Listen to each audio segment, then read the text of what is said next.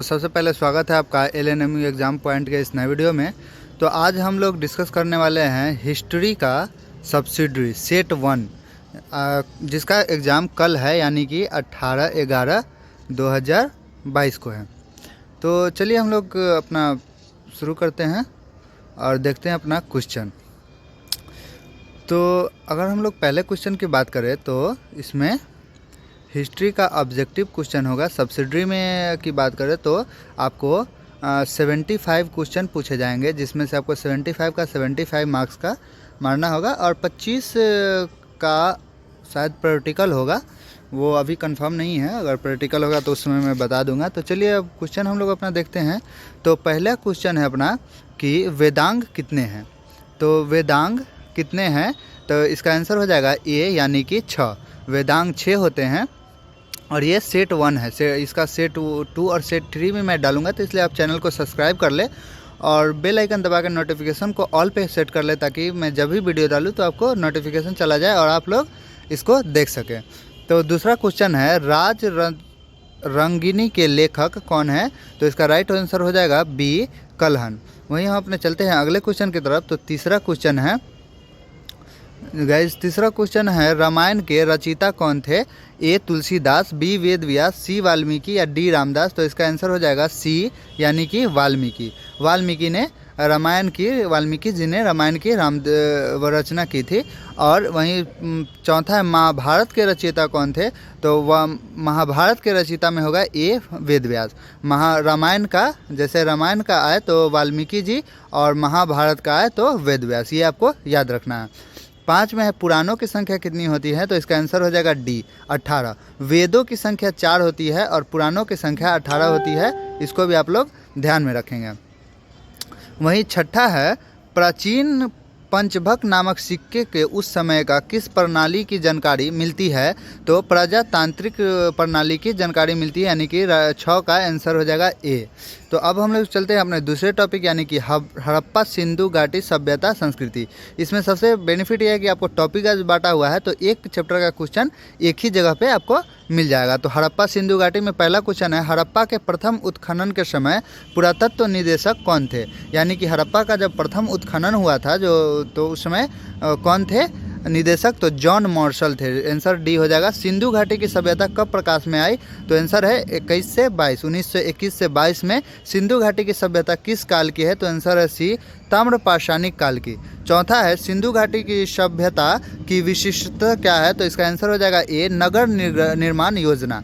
नगर निर्माण योजना के बारे में हमें सिंधु घाटी की सभ्यता से पता चलता है। वहीं 5वां क्वेश्चन है निम्नलिखित स्थानों में हड़प्पा किस जगह पे है। तो ये लड़काना जिला, सिंध, पाकिस्तान में हड़प्पा पाया जाता है। तो वही छठा क्वेश्चन है हड़प्पा किस नदी के किनारे बसा हुआ है। ये सब आप लोग इंपॉर्टेंट रखेंगे, ये VVI में आता है। हड़प्पा किस नदी के किनारे बसा हुआ है। तो चेनाब नदी के किनारे में हड़प्पा बसा हुआ है। तो वहीं हम लोग बात करें 7वां की, तो ऋग्वेद में वर्णित एक नगर को प्राचीन हड़प्पा माना गया। यह नगर कौन था। तो इसका आंसर है डी, यानी कि कुब्बा। वहीं 8वां क्वेश्चन है मिताथल नामक शैथल कहाँ स्थित है। तो इसका भी आंसर डी है, गुजरात। कार्बन 40C40 विधि के आधार पर, यानी कि कार्बन डेटिंग के आधार पर सिंधु का अनुमानित काल क्या है। तो इसका आंसर हो जाएगा बी, यानी कि 2300 से 1750 ईसा पूर्व। ईसा पूर्व मतलब आफ्टर डेथ उसके बोलते हैं कि उसका समय का जो काल में मापा जाता है। वहीं 10वां क्वेश्चन है विशाल अन्नागर कहाँ से मिला है। तो ये इसका आंसर हो जाएगा ए, मोहनजोदड़ो। वहीं हम लोग बात करें 11वां क्वेश्चन की, तो हड़प्पा के लोग किससे अपरिचित थे। हड़प्पा वासी किससे अपरिचित थे। तो इसका आंसर हो जाएगा डी, चीनी से। चीनी के बारे में हड़प्पा के लोग नहीं जानते थे। क्वेश्चन नंबर 12 की बात करें तो है निम्नलिखित में कौन सा स्थल सैंधव सभ्यता में बंदरगाह था। तो इसका आंसर हो जाएगा ए, लोथल। वहीं हम लोग वैदिक युग में आते हैं। अब वैदिक युग में आते हैं, तो वैदिक युग में पहला क्वेश्चन है ऋग वैदिक कालीन आर्यों का प्रमुख देवता कौन था। तो आंसर डी, पुरंदर। दू में ऋग वैदिक काल की तिथि क्या है। तो इसका आंसर हो जाएगा बी, यानी कि 1500 से 1000 ईसा पूर्व। वही उत्तर वैदिक काल की सभ्यता की कौन सी तिथि सही है। तो इसका आंसर सी हो जाएगा 1000 से 6000 ईसा पूर्व। वहीं हम अपने आगे के क्वेश्चन की तरफ पढ़ते हैं। तो क्वेश्चन नंबर 4 है वेद का दूसरा नाम क्या है। तो इसका आंसर हो जाएगा ए, श्रुति। और उपनिषदों की संख्या कितनी मानी गई है? तो आंसर है सी 108। उपनिषदों की संख्या 108 है। ऋग्वेद में वर्णित 10 राजन युद्ध किस नदी के तट पर बसा हुआ है? तो इसका आंसर हो जाएगा ए परुबजी। निम्नलिखित में कौन सी राजनीतिक इकाई ऋग्वैदिक काल में नहीं थी? तो आंसर हो जाएगा डी यानी कि भुक्ति। भुक्ति में ये ऋग्वैदिक काल में नहीं था। 8वां है उत्तर वैदिक काल में कुरु पंचालों की राजधानी कहाँ थी? तो आंसर हो जाएगा सी हस्तिनापुर। वर्णों की उत्पत्ति के संबंध में पुरुष सूक्त किस वेद में उल्लेखित है? तो आंसर हो जाएगा बी ऋग्वेद। उत्तर वैदिक समाज में सर्वशक्तिशाली वर्ण कौन था? तो आंसर हो जाएगा ए ब्राह्मण।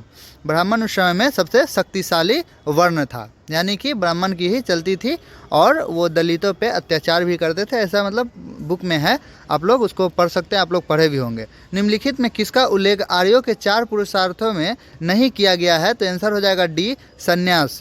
12 ऋग्वैदिक देवमंडल के न्याय का देवता किसे माना गया है?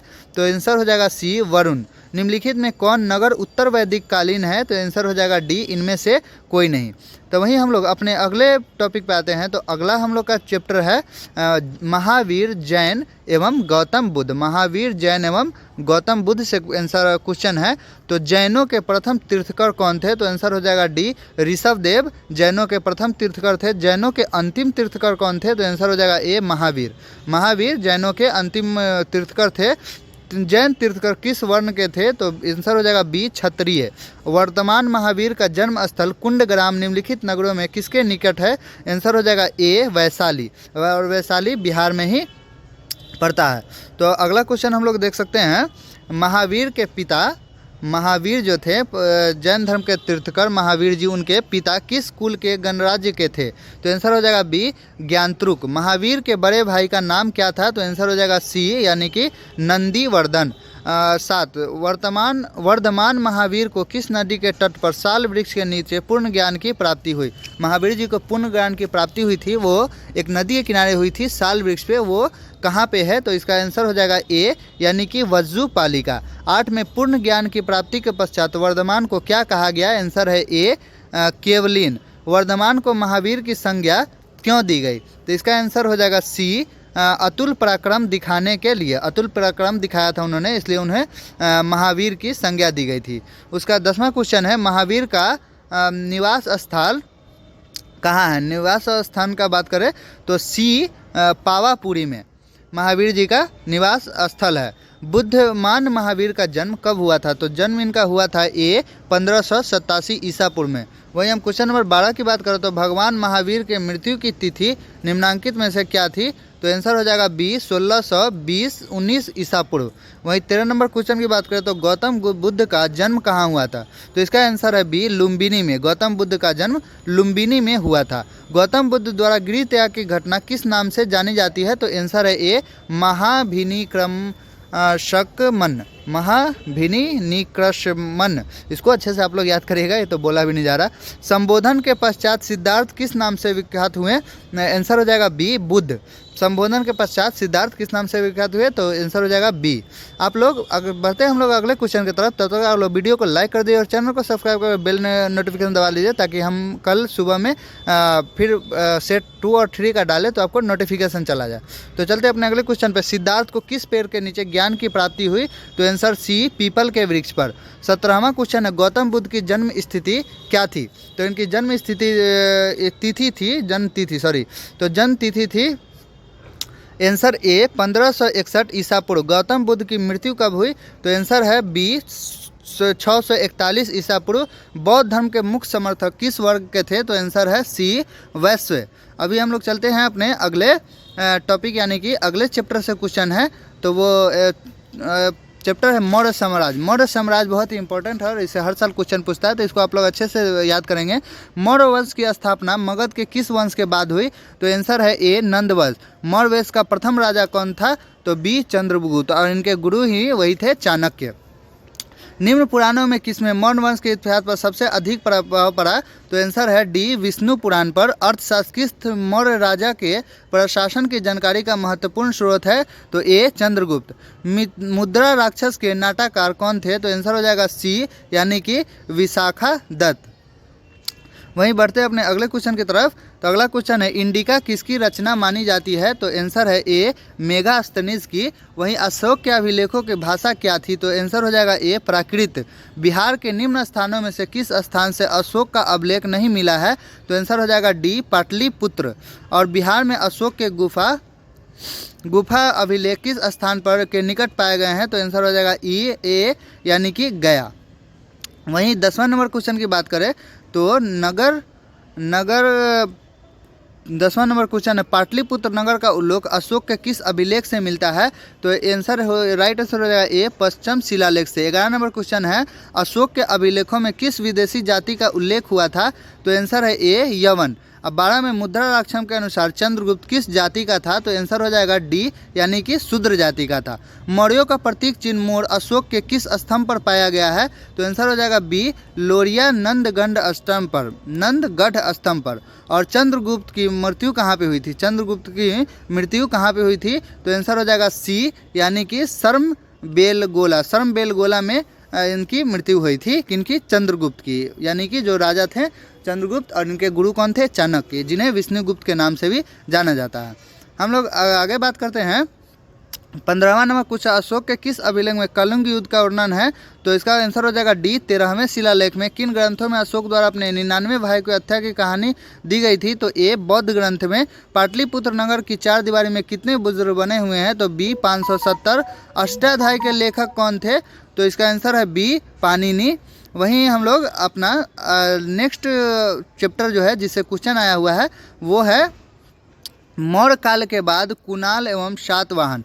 मौर्योत्तर युग के मुख्य विशेषता क्या थी? आंसर ए यानी कि नए राजवंशों का उदय। कुषाण किस जाति के प्रजाति से संबंध से? इसका आंसर हो जाएगा डी चूची मतलब इसका कुषाण किस जाति प्रजाति से संबंध थे। और भारत में कुषाण वंश की सत्ता का संस्थापक कौन था? तो आंसर हो जाएगा ए कुजुल कदफिसस। और चौथा है निम्नलिखित तिथियों में कनिष्क प्रथम राज्यारोहण के सर्वमान्य तिथि क्या थी? तो इसका आंसर हो जाएगा बी यानी कि 78 ईसा पूर्व। वहीं हम लोग अगले क्वेश्चन की बात करें तो 5वां नंबर क्वेश्चन है कनिष्क प्रथम ने शकवत की स्थापना शक की स्थापना किस समय की थी? तो आंसर हो जाएगा ए राज्यारोहण के समय। कनिष्क के साम्राज्य की सीमा का विस्तार कहाँ से कहाँ तक है? अंडराल समुद्र से गंगा घाटी तक है। 7वां नंबर क्वेश्चन है किस कुषाण शासक ने रोमन सम्राटों के सजान सीजर की उपाधि धारण की थी? आंसर हो जाएगा बी कनिष्क। 8वां क्वेश्चन है कनिष्क ने विख्यात बौद्ध स्तूप का निर्माण किस स्थान पर कराया था? आंसर हो जाएगा ए पुरुषपुर। वहीं हम लोग अगले क्वेश्चन की बात करते हैं तो क्वेश्चन नंबर 9 है सातवाहन राजाओं की सत्ता का संस्थापक कौन है? तो आंसर हो जाएगा बी यानी कि सिमुक। 10 पुराणों के अनुसार सातवाहन किसके भृत्य पाए जाते हैं? आंसर सी आंध्रों के। 11 नंबर क्वेश्चन की बात करें तो सातवाहन शक्ति का केंद्र किस क्षेत्र में था?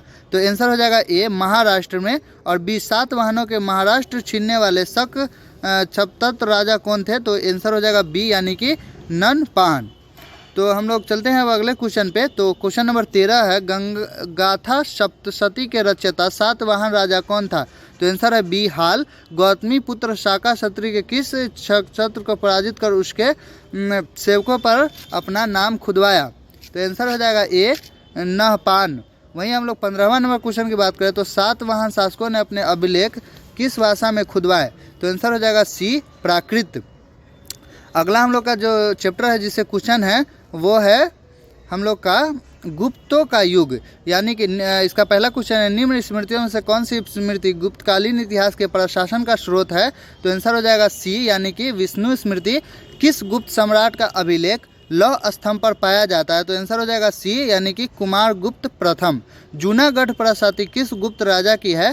तो आंसर हो जाएगा बी सकंद गुप्त। दक्षिण भारत में समुद्रगुप्त के कितने राज्यों पर विजय प्राप्त की थी? तो आंसर हो जाएगा बी यानी कि 12 राज्यों पर। चंद्रगुप्त प्रथम ने लिच्छवी राजकुमारी से विवाह के उपलक्ष्य में किस प्रकार की सोने के सिक्के ढलवाए थे? तो आंसर हो जाएगा ए चंद्रगुप्त कुमार देवी प्रकार के।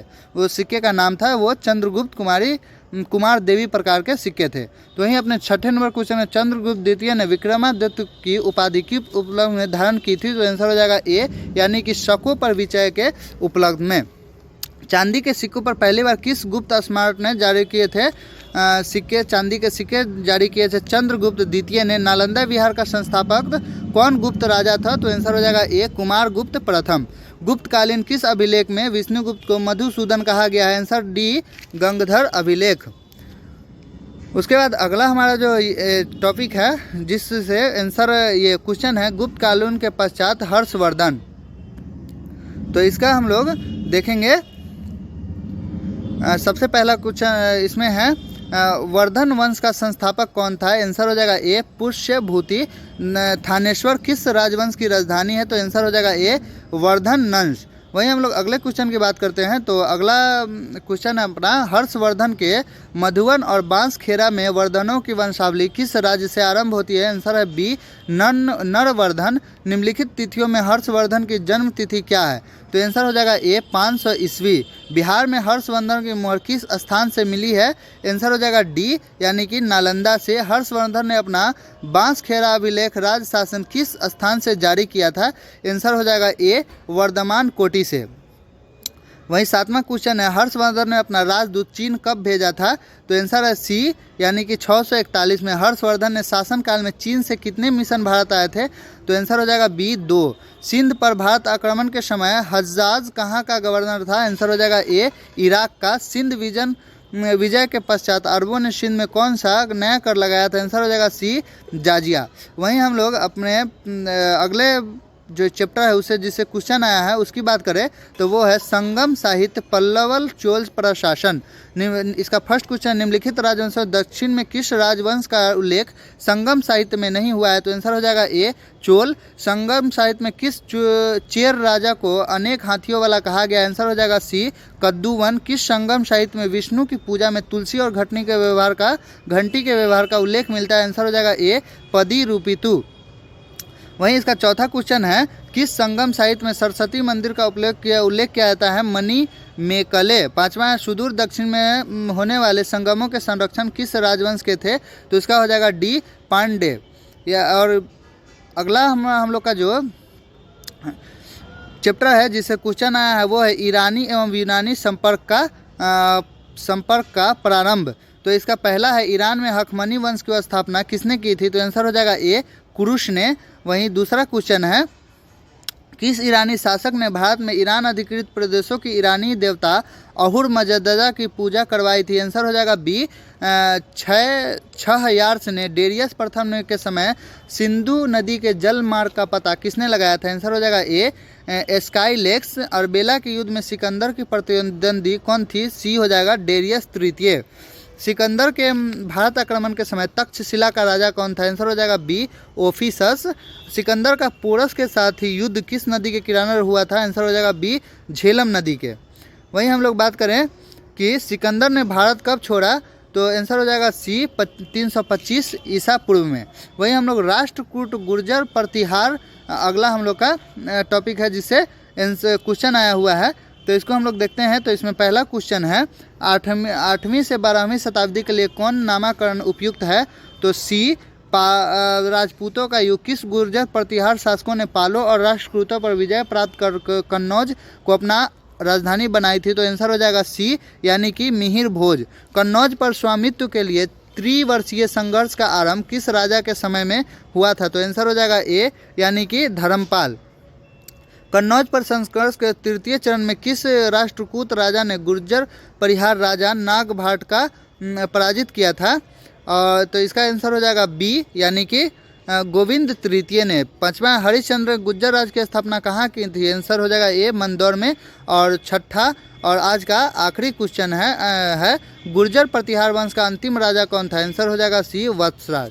तो आज हम लोगों ने देखा कि सभी चैप्टर से क्वेश्चन हिस्ट्री का सब्सिडरी पार्ट के लिए। तो आप लोगों को अगर वीडियो पसंद आया हो तो वीडियो को लाइक करें, अगर नहीं पसंद आया हो तो डिसलाइक भी कर सकते हैं। चैनल को सब्सक्राइब कर सकते हैं, बेल आइकन दबा सकते हैं ताकि मैं जब भी वीडियो डालूँ तो आपको नोटिफिकेशन चला जाए। तो मिलते हैं अगले वीडियो में, तब तक के लिए जय Hind, see you later, take care, bye, best of luck for your exam.